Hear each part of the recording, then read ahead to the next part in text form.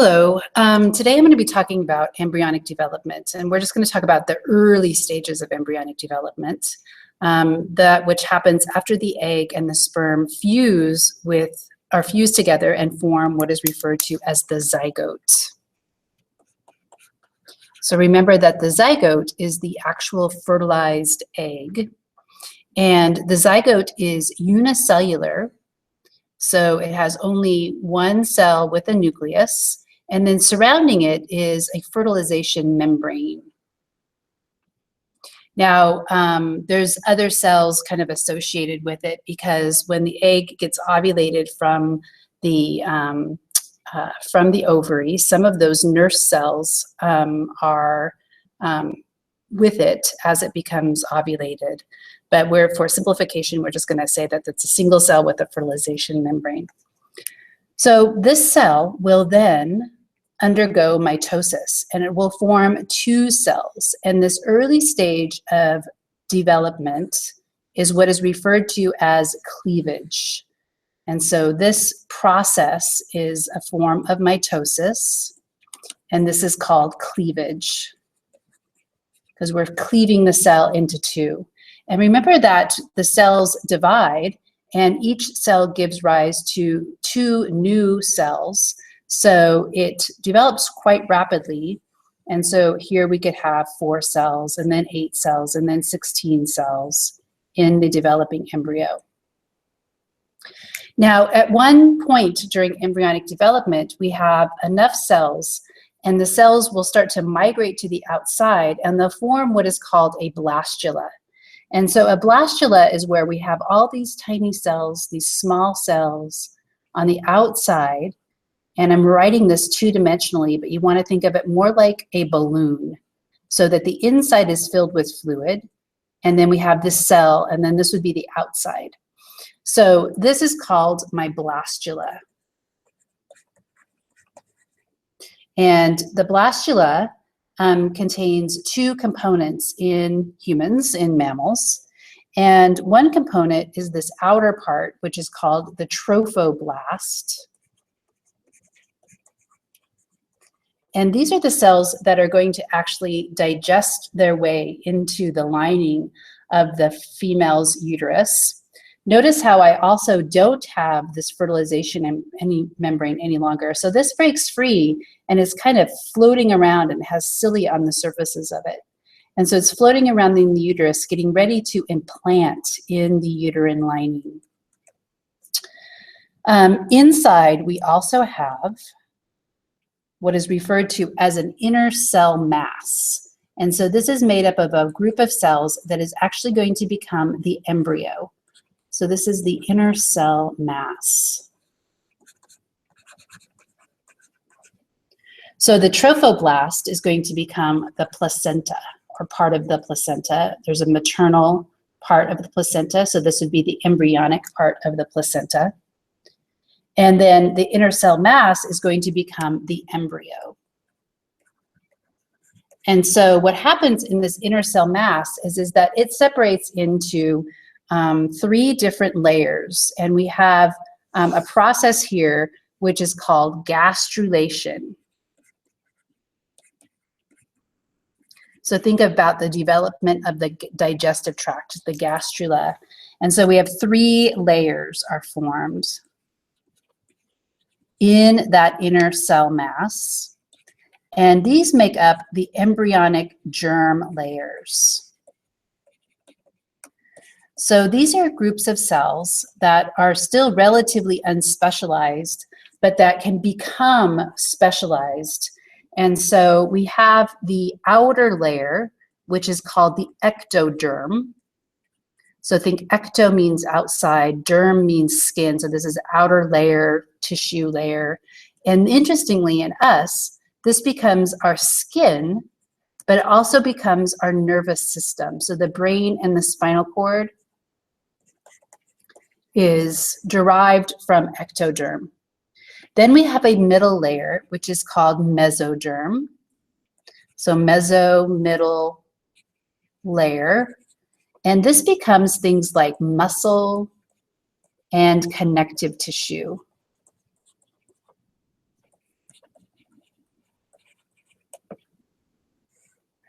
So that's the mesoderm. And then we have the endoderm. And the endoderm is the innermost layer. And the endoderm is what makes up digestive glands. Okay. And also the lining of organs. So the epithelial tissue, the lining of organs. So digestive glands would include the liver and the pancreas.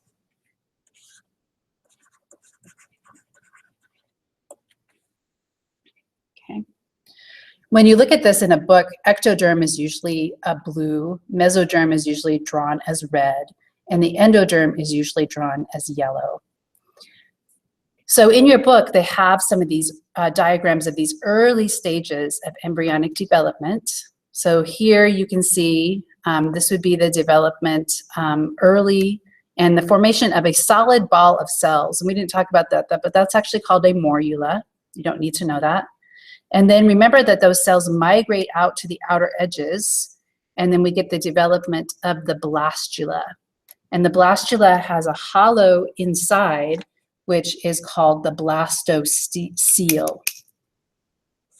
My whiteboard just stopped working. Let's see if I can get it to move down. There we go. So this is the outer, showing it that it's three-dimensional. This is the blastula, which has a blastoderm, and then an inner layer, which is called the blastocele. And then we also get the development of the trophoblast and that inner cell mass, which is then going to become the embryo. And then this is going to become part of the placenta. And then this would just show some of the internal organs and structures that are derived from those unspecialized embryonic tissue layers. So as the embryo develops, the cells start to become specialized. And remember that all of the cells have the exact same genetic material.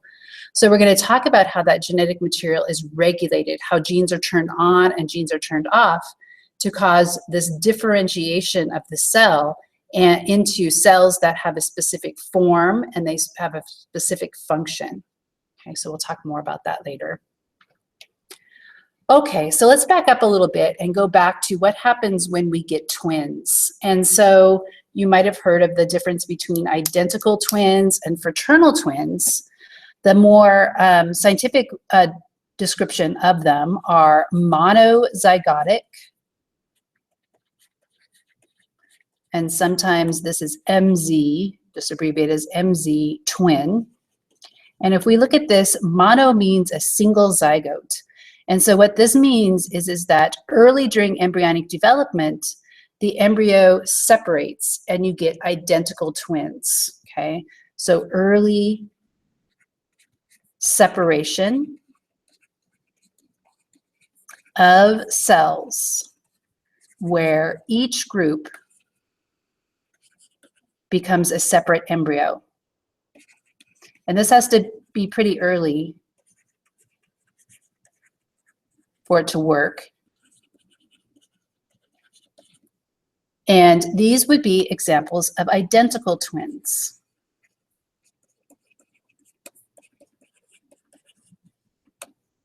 Okay. The other type of twin is called a dizygotic twin, or DZ, right? And this is where we actually get two separate zygotes forming. So what that means is that the female had to ovulate more than one egg. And then each of those eggs, or multiple eggs, got fertilized by sperm.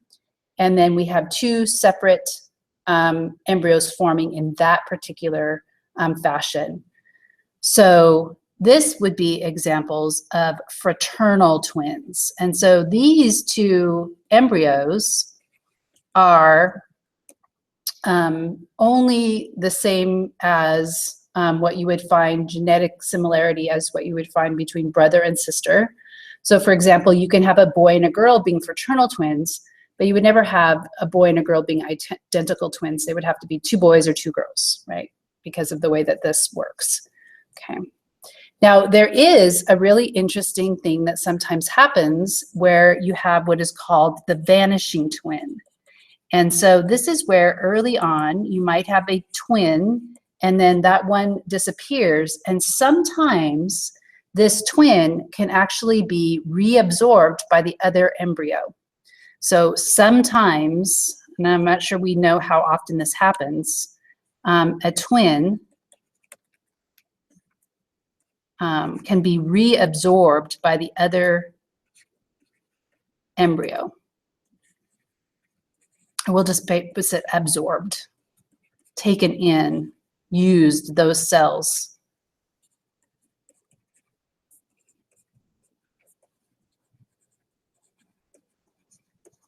By the other embryo. And so in these particular cases, we have forming an individual that is actually a chimera. So a chimera is an individual that has more than one type of cell in its body. So more than one genetic type of cell in its body. So it's composed of more than one cell line.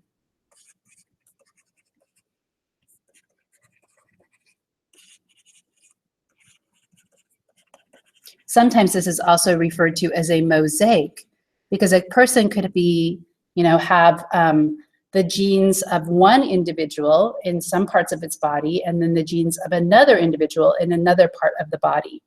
And so there was a really interesting news story a few years ago where it was an example of a chimera that was discovered because a male failed the paternity test. And the reason why he didn't think he was the father was that they actually used a fertility clinic to aid in fertilizing the egg outside of the body, so in a test tube, and then putting the embryo back in. And so what he discovered is that the genes in his saliva were from one of the embryos and the genes in the sperm were from another. And so when he took the test, he failed it because it appeared that his brother was the father of the child, rather than he was the father of the child. And that was because he must have had a twin that he absorbed, and it's the twin's DNA that ended up in the child. Right. So that's kind of an interesting aside of what can sometimes happen during the formation of twins and early embryonic development. Okay, so now we're going to move into Mendelian genetics. And so when we talk about Mendelian genetics, you have to realize that this was back in the 1850s.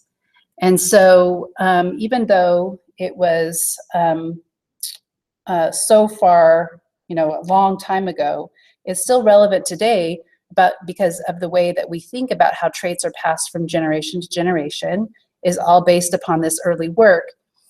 And also, it's important to realize that when Gregor Mendel was doing his work, he actually didn't know what the genetic material was. So DNA was not, the structure of the DNA molecule was not really described or discovered until 100 years after Mendelian did his work. So it's important to realize that he had no idea what the genetic material was when he was doing his work.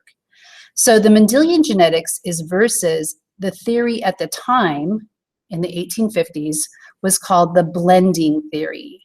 And I'm going to put that in parentheses because we sometimes think of scientific theories as being super supported by evidence. And so it's kind of like the blending hypothesis, but they call it the blending theory. And so the blending theory states, or stated specifically, that one, offspring are always intermediate between the two parents.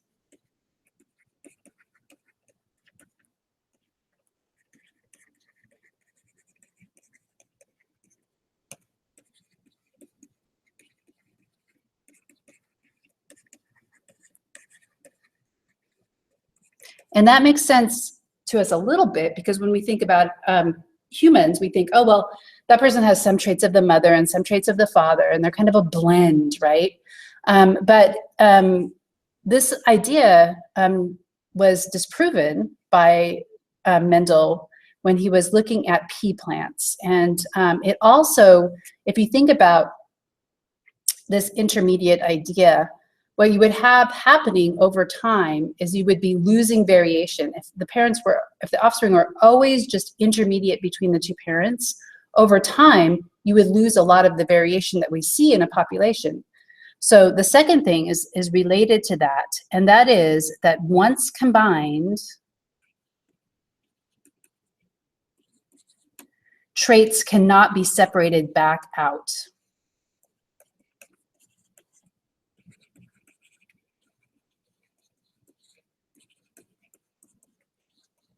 Okay, so I'm going to go through a Mendelian cross that shows that his research kind of completely disproves these two statements or assumptions that were made by the blending theory.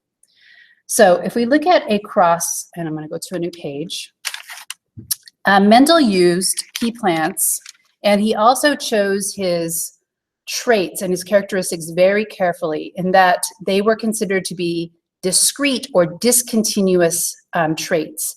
And what that means is that there's not a lot of variation in a trait. So you're either tall or you're short, you're round or you're wrinkled, you're green or you're yellow. You're no intermediate. So he chose discontinuous or discrete traits.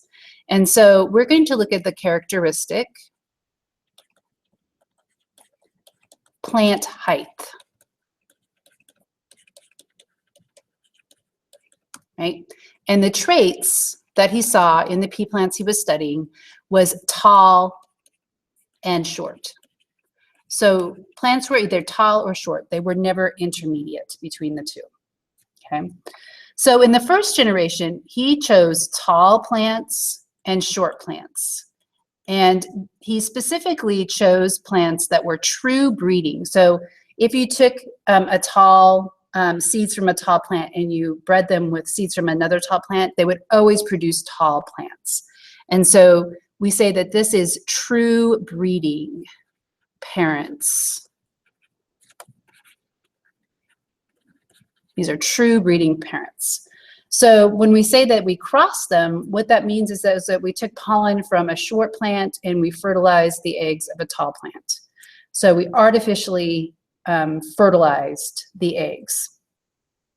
What we see here and what the blending theory would have predicted is that you would get a medium size plant, right? But in this generation, you get all tall. Okay, so this is what is called the F1 generation. And F stands for filial.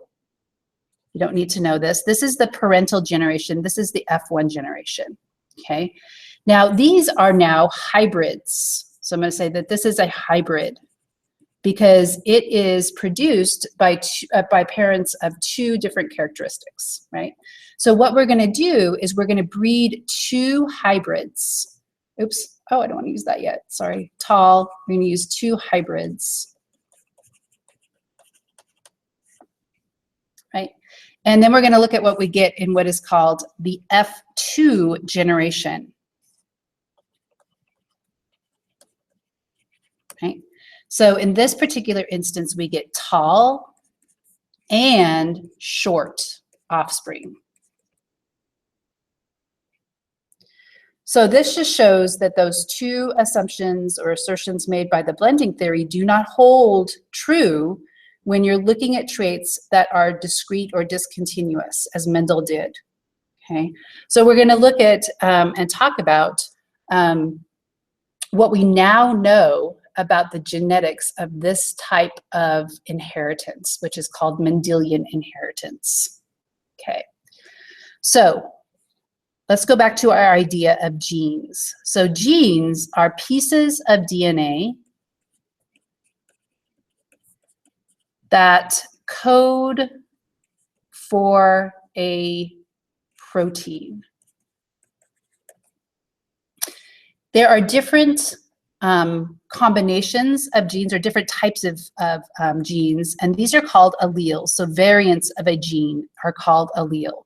So allele is a variation of a particular gene.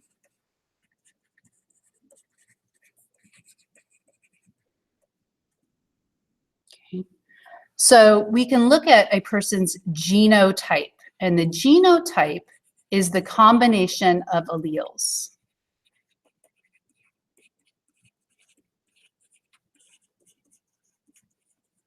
And then we can look at a person's phenotype,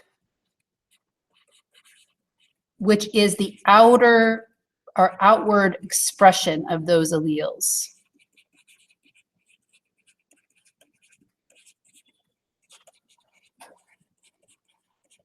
So what does the individual look like? It doesn't necessarily have to be something that you can see, though. So it could be like, what's the hemoglobin in a person's blood look like, right? How does it work? Does the enzyme in a person's digestive system work, right? So it could be something that's internal. Even though I'm saying outward expression, I'm saying it could still be something that's inside the body that is not visible to your, just by looking at the individual, okay? Okay, so when we look at genotypes, these combination of alleles, we can talk about a gene, and we'll use the example that I gave above, which is a big T, right? And so I'm using big T because that is really, it appears to be the dominant trait is tall, whereas we would sometimes say the recessive trait is short. And the reason for this is that tall shows up and then short reappears here, okay? So that's why I'm using T instead of S. Okay, so this is the T, this is the gene, right? So I have a dominant allele that can mask the expression of the recessive allele. So this is my dominant allele. And so the dominant allele is T. The recessive allele, in this particular instance, is little t. Now notice I didn't use S. That's a huge, huge mistake to make because this trait is determined by the same gene. So if you used S, that would signify that it was a separate gene. So lowercase is recessive and uppercase is dominant, okay? So let's go back to our little cross here that we did. And then let's fill in the genotypes because these are actually the phenotypes. So tall and short are phenotypes. The genotypes are the combination of alleles, okay? So for two true breeding parent, if it's true breeding, it's gotta be big T, big T. And that is what is referred to as homozygous dominant because homozygous means same and it's the dominant allele. So that's the genotype. It's homozygous dominant. Okay. For short, I have two little t's. And so this would be homozygous recessive. Right? Homozygous recessive. And then in my hybrids, notice how I have to get one big T from one parent because I inherit half my genes from one parent and one little t from the other parent. So these individuals have to be big T, little t. And so that is what is referred to as heterozygous. Hetero means different. Heterozygous. So that's the heterozygous genotype is big T, little t. Okay. Now down here, I could inherit a big T from this parent and a big T from that parent. So I could be big T, if I'm tall. I could also inherit a big T from this one and a little t, or vice versa, big T and little t. So I could be big T or little t. So that's the tall, right? My short, I know what I have to be. I have to be little t, right? Okay. So Mendel also made predictions about what would be the expected percentage of individuals that are tall versus short from what is referred to as a monohybrid cross. So this is a monohybrid cross because we're only looking at one gene, gene T, so it's mono, and it's hybrids. If we were looking at two genes, it would be a dihybrid cross. So we're just looking at a monohybrid cross. So if we go to, oops, I don't want to go there yet. Let's go to a Punnett square. So I'm going to show you how to do a Punnett square to predict the expected outcomes. So this is my monohybrid cross. Big T, little t times big T, little t. Okay. Now, if you think about the way that these are located, remember that these are located on chromosomes. And so I could say my T gene is located here, right? And my little t is located here. So my genes are located on chromosomes. And so the chromosome's behavior during the formation of gametes determines what the expected proportion of big T and little t are going to be in either the pollen, which is the sperm, or the egg in the female. So this is the same thing, right? We have a big T and we have a little t. Okay, so these get replicated and then they get separated, but ultimately we're going to have gametes. And so I'm going to show my Punnett square here. Okay, so this would be the eggs, and this is the sperm. So these chromosomes segregate independently of one another. And so that means that it's kind of like flipping a coin, in that there's a 50% chance that you'd have big T and a 50% chance you'd have little t. So I'm going to put 0.5 big T, and then I'm going to put 0.5 little t, 50-50 chance, right? And if this is the female that's producing eggs, the same thing, 0.5 big T, 0.5 little t. Now, normally you don't put the 0.5, but I'm doing that here to show you that in the Punnett square, the reason why we use Punnett squares is that it multiplies probabilities for us, okay? So what I do here is I combine the alleles. So this is big T, and this, by the way, is what is referred to as a Punnett square. Okay, this is a big T, little t. This is big T, and little t, little t. Okay, so let's look at the number that are tall. This one is tall, this one is tall, this one is tall. So I'm going to circle those. Those are tall. Okay.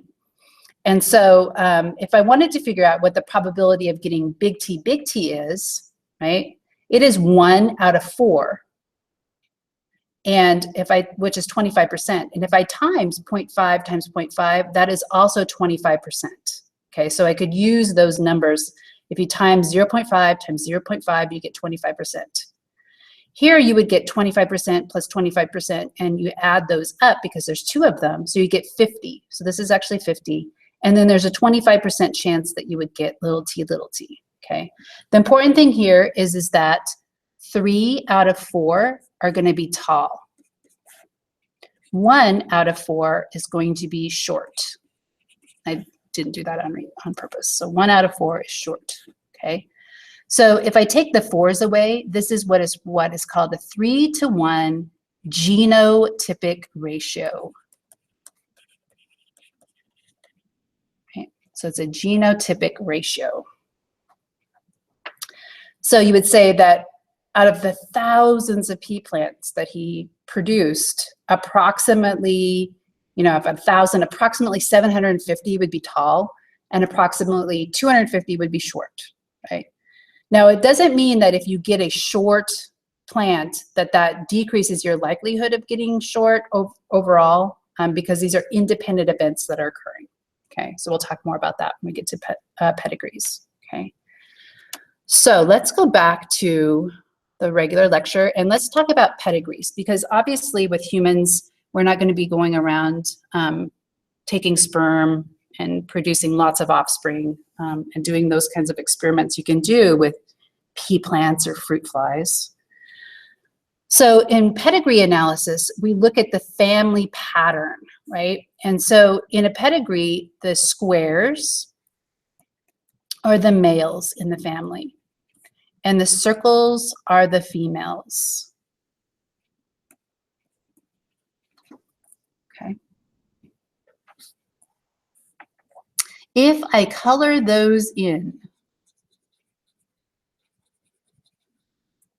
this means that those individuals have the phenotype of interest. So it could be a trait, like maybe cleft chin, or it could be a disease like hemophilia. Right? So whatever we're interested in studying the pattern of inheritance of.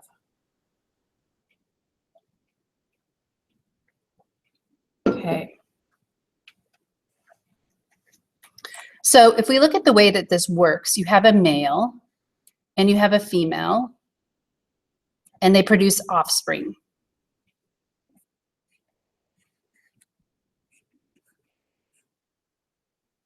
Okay, this is generation number 1. This is generation number 2. So the Roman numerals refer to generation number. Okay, and then we can number these 1, 2, and 1, 2. So I could say, what is the phenotype of individual 2, 2, right? And if I say 2, 2, right, that has to be that person right there. So we could color in, for example, and that could be that this is the one that has the trait of interest in the pedigree. Okay. There's lots of other really cool symbols that you can use that designate like twins, monozygotic and dizygotic, stillborn, miscarriages, all kinds of really interesting symbols to look at. Also, if you put a cross through them, that means, like if I put a cross through it, that means that the person had the trait and then died of that trait. So these guys could also be dead, but this one died of the trait I'm looking at. So that's what that means, that little cross through it. Okay, so let's look at patterns of inheritance. So the first pattern of inheritance that we're going to look at is referred to as autosomal. And this is versus sex-linked, which is a little bit more complicated. So we have 23 pairs of chromosomes, the last being the X and the Y chromosome. So autosomal is 1 through 22. Sex-linked is X and Y, or X or Y, actually. X or Y, okay? So if we're looking at the pattern of inheritance of a trait that is autosomal, it could be due to a gene, for example, on chromosome number 7, or it could be due to a gene on chromosome number 13.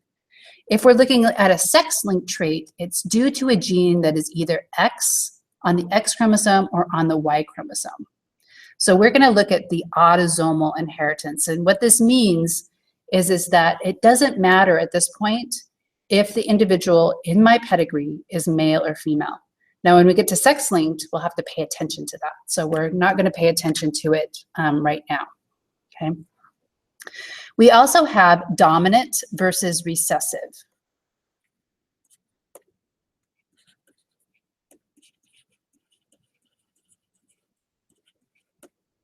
Okay. So dominant means that the trait is caused by a dominant allele, and recessive means that it's caused by a recessive allele. So let's look at a disease that is called Huntington's disease.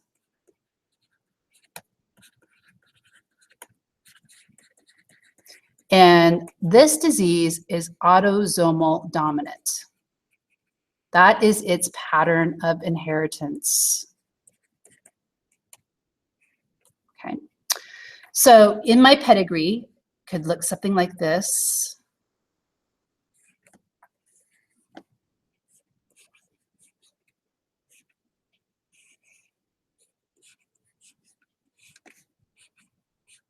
Okay. So let's draw some people in here that might have this.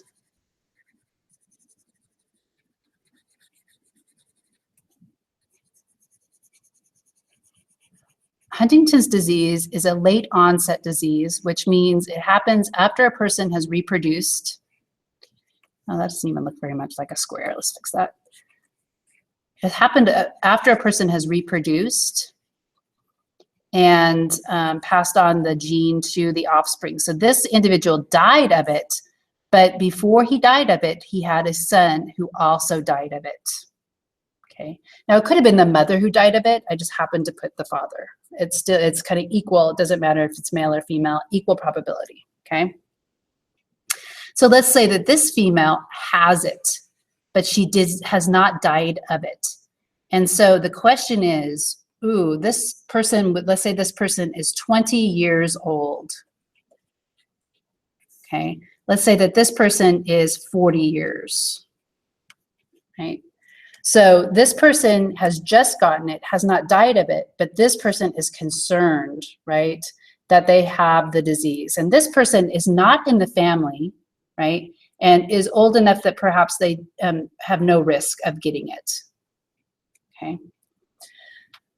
So if we look at this, we go back and what I would do is I would say, okay, give my gene a letter.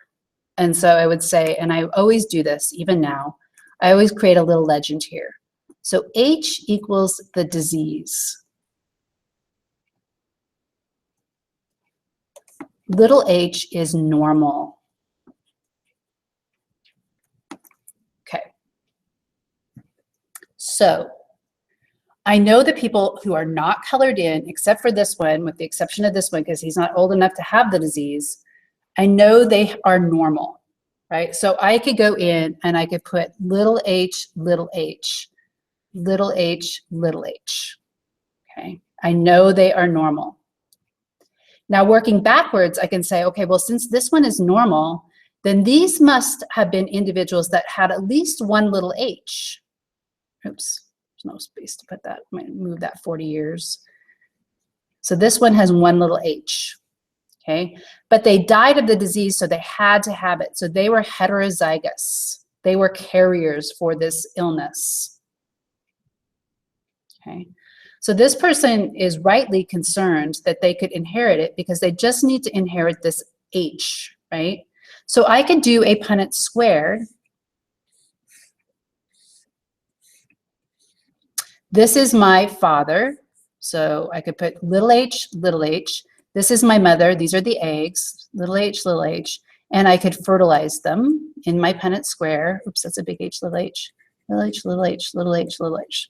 So then you could ask yourself, what is the probability that this person is going to get the disease and die at an early age? Well, if you look at this, 2 out of 4 have the big H.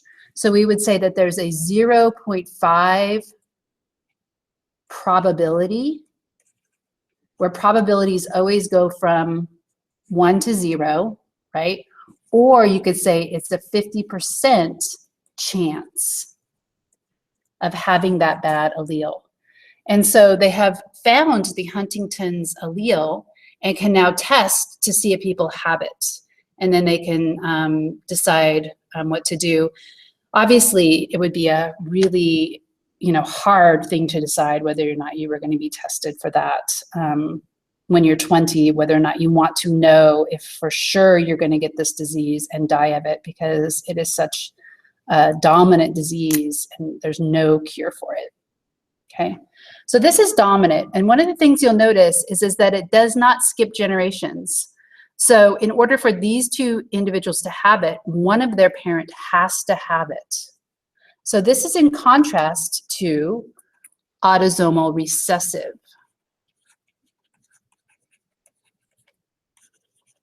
So this is another pattern of inheritance. Autosomal means that it's not on a 6 chromosome, and this means this time that it's caused by a recessive allele.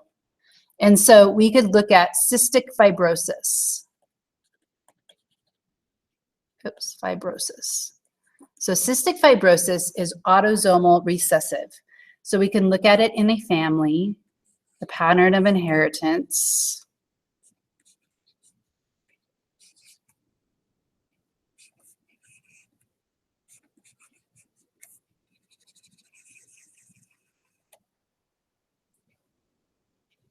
Okay. So again, I need to make myself a legend because if I don't, I'm going to be confused. Okay. So it's recessive. So that means the big C is normal. Remember Huntington's disease, it was opposite. The big H was the disease. Now the big C is the disease.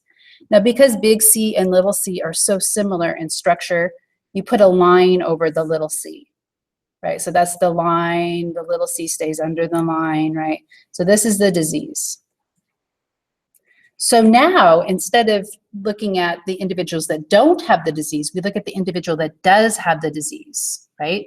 So this individual has to be little c, little c. We always can tell the recessive phenotype, right? What the genotype is. Okay, so we have that. And we also see that it has skipped a generation, right? So it has, the parents don't have it, but they have a child with it. So it skips generations. So we say that this skips generations. And what this means is that carriers are possible.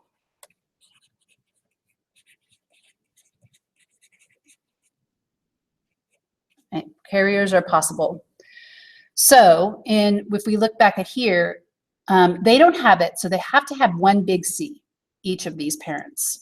But they gave it to their child, so they have to have one little c. So those two individuals are carriers of the disease. Okay. Let's draw another individual here to make this more interesting.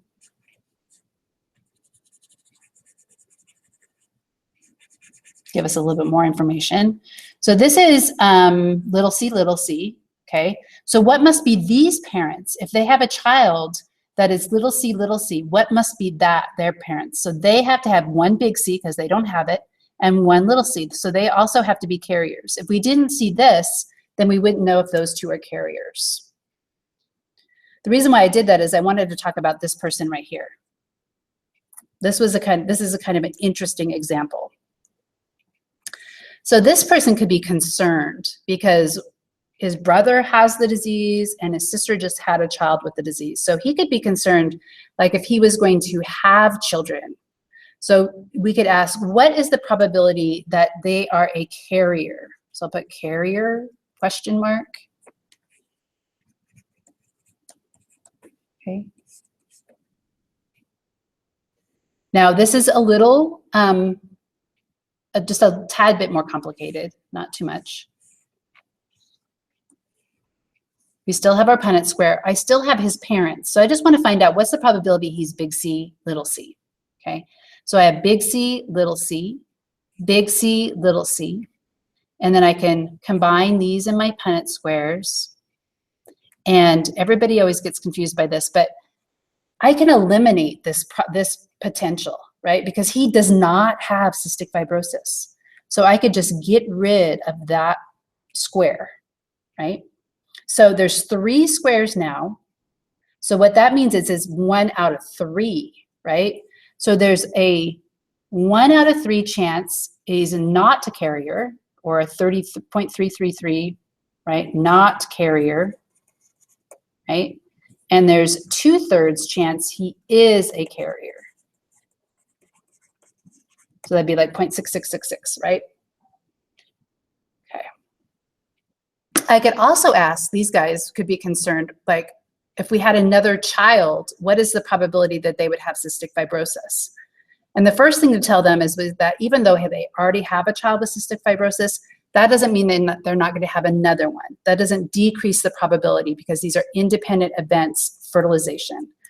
So for this one, we would do the same cross, actually that's right here, and we would say, oh, well, 1 out of 4, right, would be the chance that they would have another child, and that's the probability or the risk that they would have a child with cystic fibrosis. Okay. So just notice this is a autosomal recessive pattern of inheritance, which is very different from the autosomal dominant pattern of inheritance that we see. Okay, so I'm going to stop there for today.